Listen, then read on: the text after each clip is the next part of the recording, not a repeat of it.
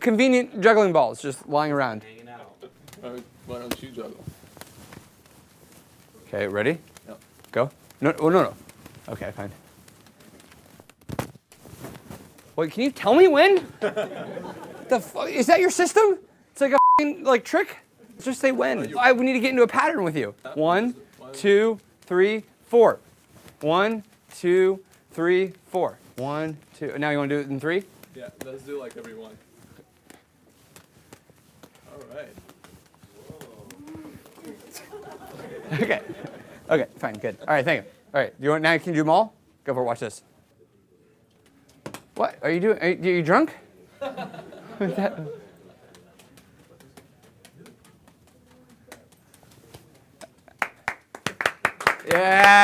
All right, very good. Okay, good luck. Can you do that yet? No. Okay. All right. Fine. Okay.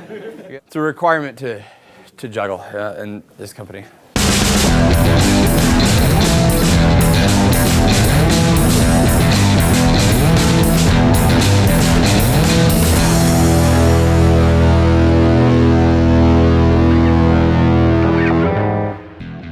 Based in Silicon Valley, Box was co-founded by Aaron Levie in 2005, when he was only 20 years old.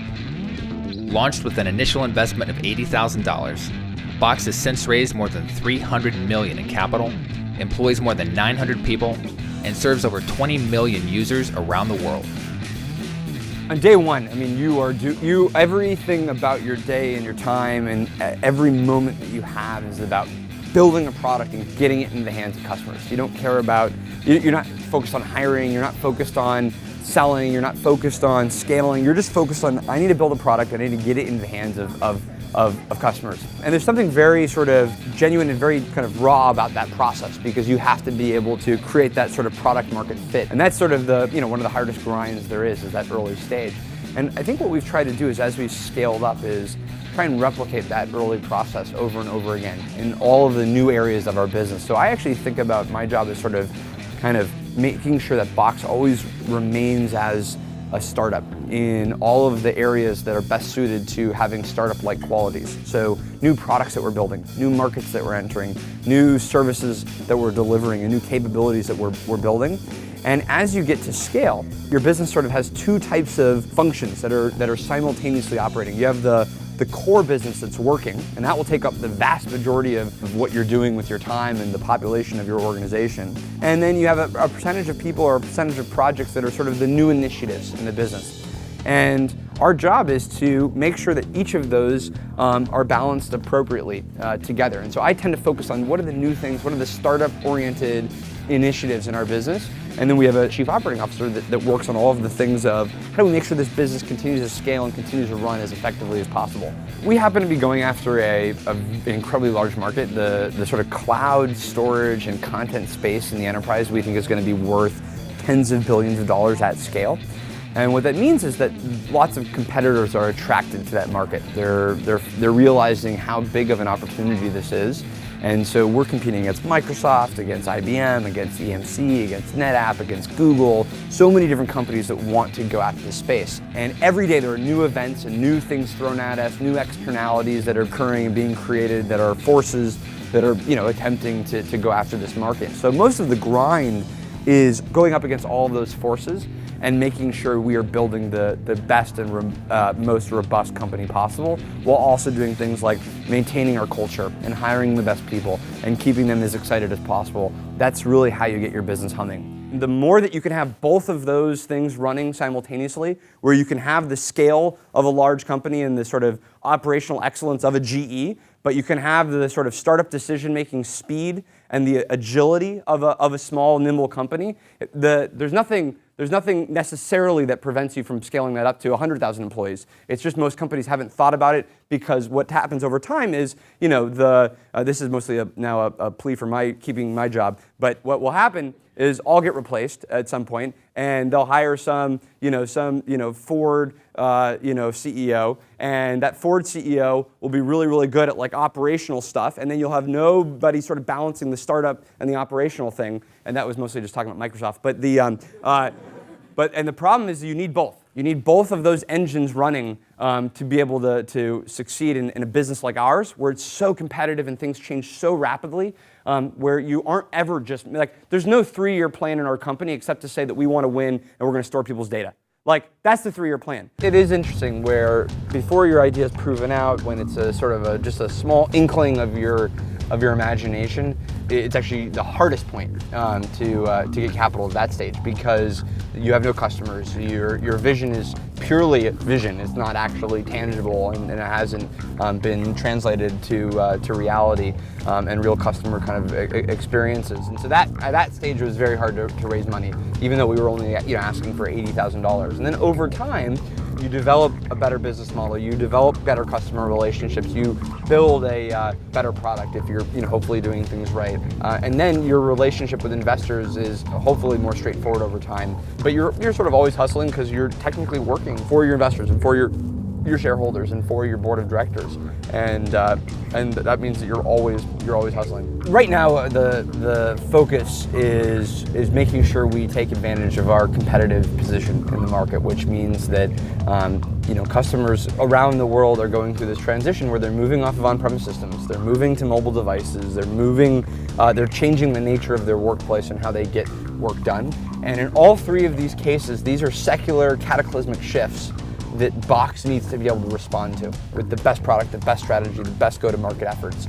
And so we are making sure that we are building a company and a platform that can sit at the center of those transitions and make sure that we have the best offering for our customers in that process. And that's what I spend all my time doing. And that's what our company and what our organization spends all of its time working on. We came up with a slogan for next year. Ready for this? The download is dead. So basically, because we want every file to be renderable online. The only way we're going to do that, though, is to have lots of servers that can crunch all of the information and present it to you in a browser. So good luck. We're working on that. Thank you. Hi, how are you? All right. Okay, good. What's up, guys? What are you working on? I'm just going around the corner. What's your alibi? What, are you designing anything right now? Cutting a bunch of stuff out. Oh, right now. so this is how we design things. It's old school. We're gonna just draw the software. I think you got a bug right there. Oh, you're right. This whole region is a bug. You got to invert it. In a company of our scale, there's so many things going on. There are so many, new people. There are so many organizational shifts. There are so many new product strategies. There are so many just things on a daily basis that come up and flare up. And I think the small payoffs are when something finally kind of clicks into place that maybe was off. Like you didn't have alignment on an idea, or you didn't have sort of full velocity ahead on a new strategy, or some group of people weren't fully kind of integrated in a way that lets them execute as much as possible. And I think it's just, your job is to always be trying to reduce those things and improve alignment and improve efficiency and improve communication and improve how people are working together. And those are the small ones on a daily basis that are just awesome. Like when you can get the person who's responsible for marketing a new product perfectly aligned with the person who's building it, and that strategy is just totally cohesive and everything's kind of running ahead as planned. And that's what kind of lets me sleep easier at night.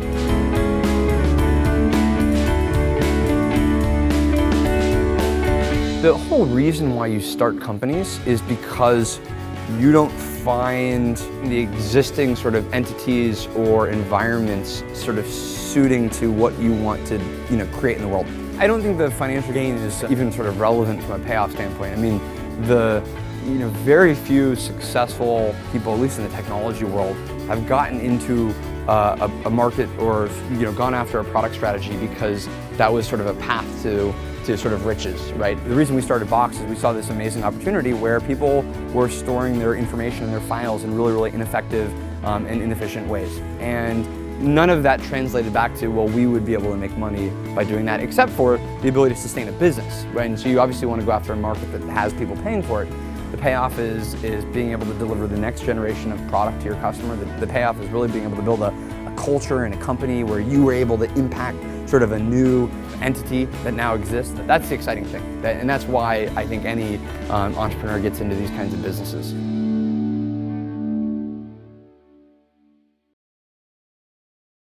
The best piece of advice I've ever gotten as an entrepreneur was from Mark Cuban, who said, "Don't hedge your bets."